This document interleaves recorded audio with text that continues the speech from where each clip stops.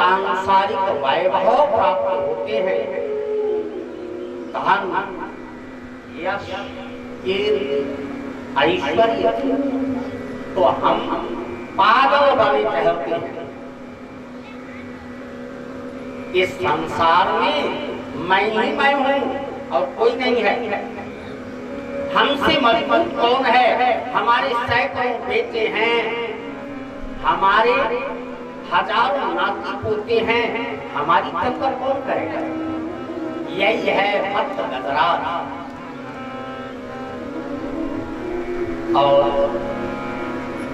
वह तो सरोवर है ना, सरोवर कुछ और नहीं है।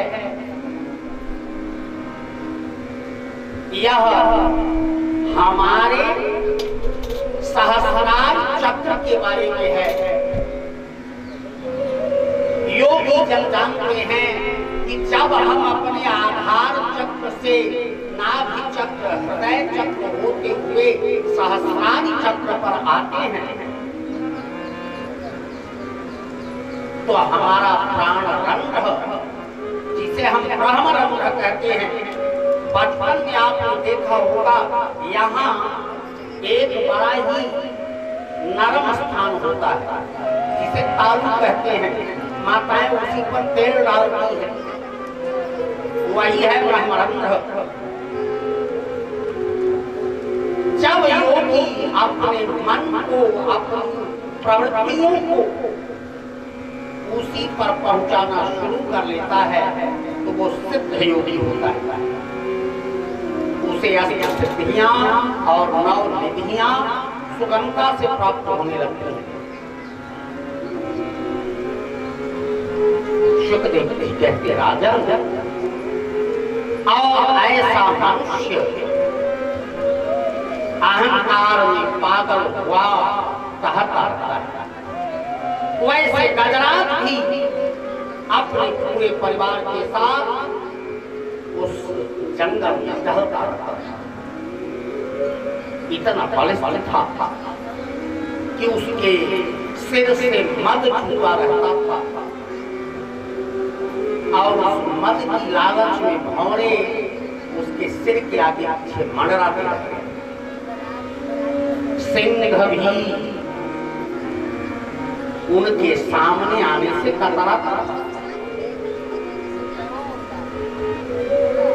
शुकदेव जी कहते, राजा, एक दिन यह गजराज घूमते टहलते कहीं से आया और इसी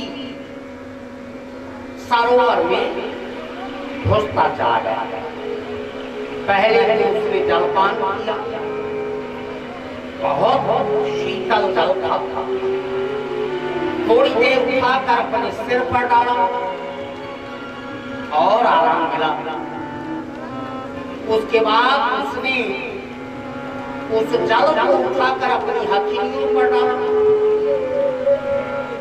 फिर क्या था, बारी बारी से गजराज का पूरा परिवार उसी सरोवर में घुसता चला गया। राजन, ये सरोवर कुछ और नहीं, इंद्रिय सुख है। हमने इंद्रिय सुख ग्रहण किया है, अपने बेटे को भी उसी में घुसा ले आए, नाती पोते भी उसी में घुसते चले गए।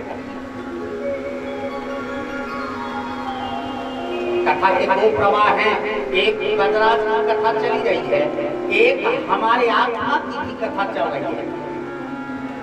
दोनों नदियों को समानांतर लेकर चले तो कथा की वास्तविकता समझ में आएगी।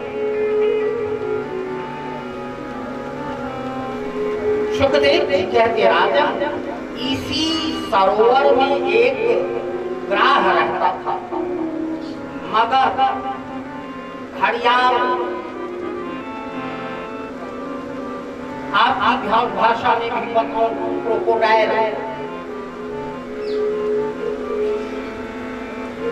एक हाथी और एक घड़ियाल, जो भी आप समझ लें। अगर मन हमारा हाथी है तो ये घड़ियाल कौन होगा? ये मगर कौन है? ग्राह कौन है?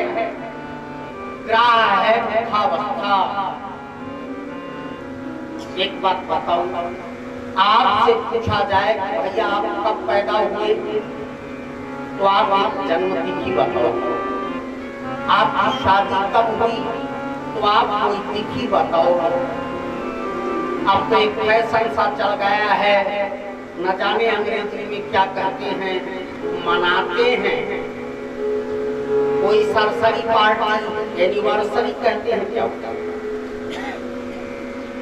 एनिवर्सरी या सरसरी पार्टी कुछ मनाते हैं। सुखदेव जी कहते राजन, अगर किसी व्यक्ति से ये पूछा जाए कि तुम्हारा पहला बेटा कब पैदा हुआ, तो उसके पास एक समय है, नाती कब पैदा हुआ तो एक समय है। लेकिन ये बूढ़े जो बैठे हैं उनसे पूछा जाए आप बूढ़े कब भय, तो क्या कोई डेट है क्या? धीरे धीरे यह मगर रूपी जरा हमारे पांव पकड़ते रहते हैं। और एक बात बताऊं, जब बुढ़ापा आता है तो सबसे पहले पैरों में ही अड़चन होती है। अब हम किसी को कहेंगे नहीं, कोई नाराज हो सकता है। अंचला देवी के पैर को भी बुढ़ापे ने पकड़ लिया है, बेचारी चल नहीं पाती, लेकिन अब तो चलने लगी है, कोई बात नहीं। सुखदेव जी कहते राजन, जो ग्राह रहता था उनको बड़ा बुरा लगा कि देखो इस मूर्ख की बात, जल दिया, लोगों का डाला, अब इसी में जल क्रिया करने लगा, जल गंदा होने लगा। ग्राह ने आकर गज के पैर पकड़ पकड़, क्योंकि गज अहंकारी था। उसने सोचा हमारा कोई क्या बिगाड़ लेगा, उसी अहंकार में उसने उसकी ओर ध्यान न दिया। छोटा मोटा जीव होगा भी कुचल जाएगा, लेकिन वो तो जल्दी उठा, खींचने लगा। खींचते खींचते आधे जल की ओर ले गए।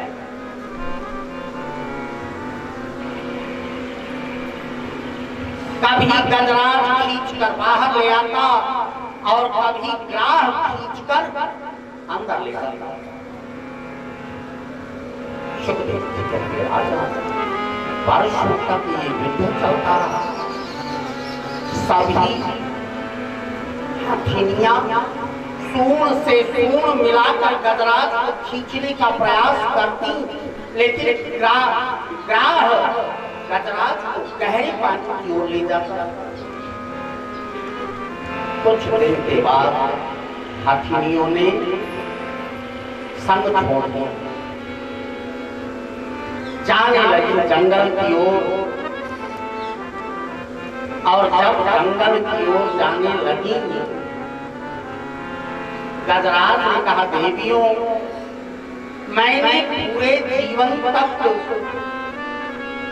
तुम्हारी सेवा की है, तुम्हारी एक एक आवश्यकताओं की मैंने पूर्ति की है।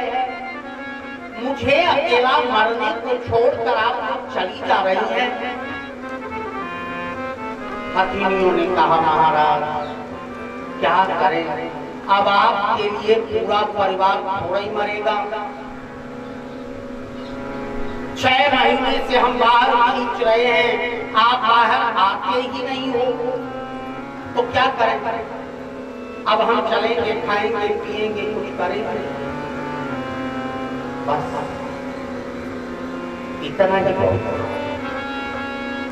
सुखदेव जी कहते राजन, इसी तरह से मनुष्य हम करी धन धाम समारे अनंत चले पृथ्वी। यदि वृद्धावस्था अधिक भई तो समझ लीजिएगा पत्नी का प्रेम, भाई का प्रेम, बहन का प्रेम, नाती पोतों का प्रेम, बेटों का प्रेम यदि कोई सात्विक वृत्ति का सुपुत्र है तब तो सेवा कर देगा, अन्यथा गजराज तक तरह डूबते जल में छोड़कर किनारा कर देगा। गजराज को ज्ञान हो गया, अब वो समझ गया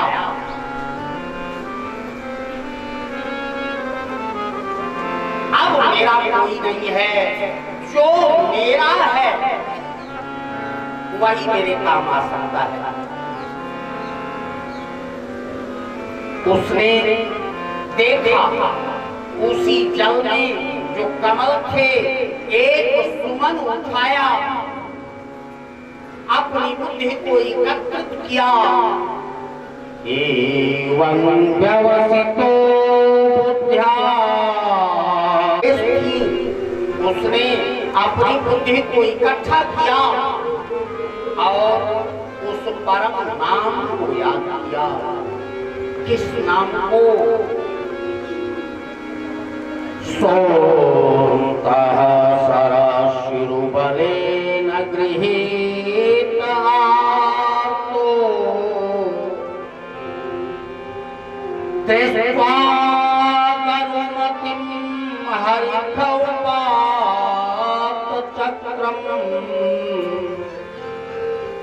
उक्षिप्य साम्बुजकरं गृहमामृक्षा नारायण खिलगिरो भगवन् नमस्ते, नारायण खिलगुरो भगवन् नमस्ते। हरि बोल। कोई काम है सुमन आया, भगवान के चरणों में अर्पण किया और अर्पण करते समय उसने आवाज लगाई, सुमन फूल नहीं कहा, पुष्प नहीं कहा, सुमन कहा।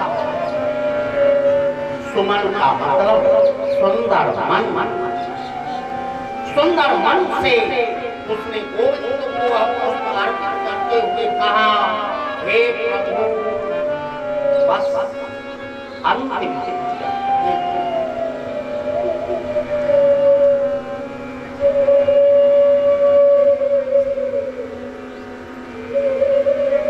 पकड़ लो,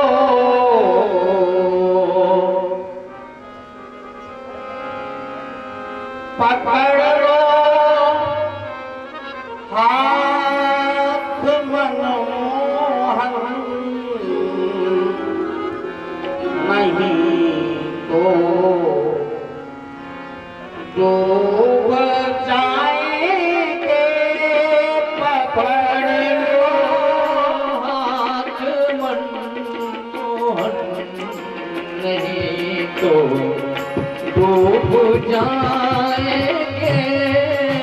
पकड़ लो नैया खेवैया है, नहीं कोई बड़ी मजेदार,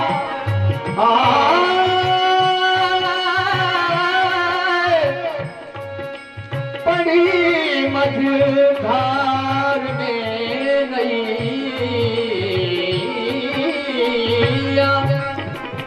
नहीं कोई खेवैया है।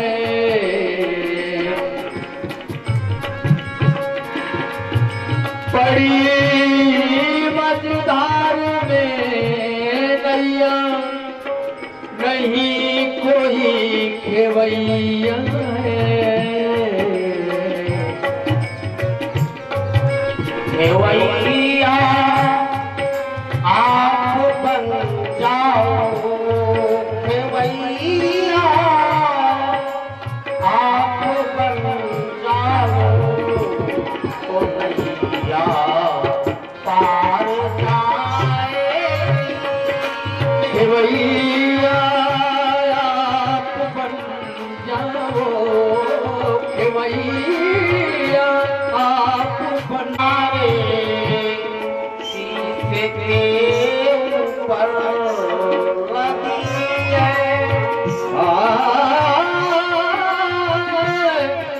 लगी है पाप की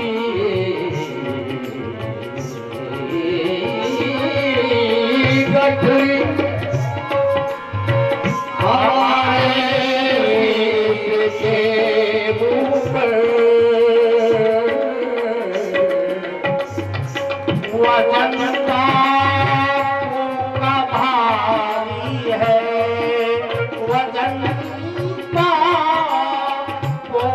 भारी है इसी से डूब जाएगी वजन का भारी है वजन का भारी है इसी से डूब जाएगी वजन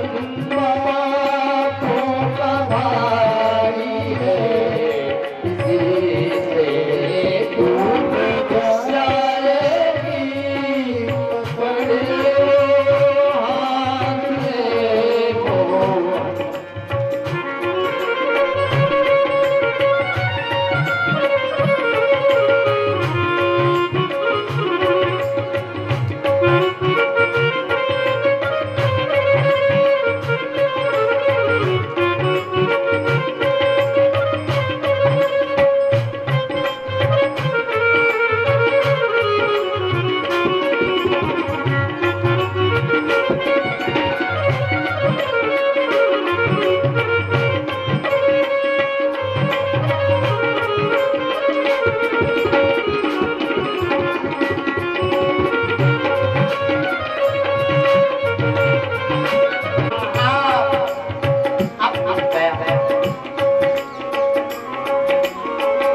केवल इतना पता है कि आप ही मेरे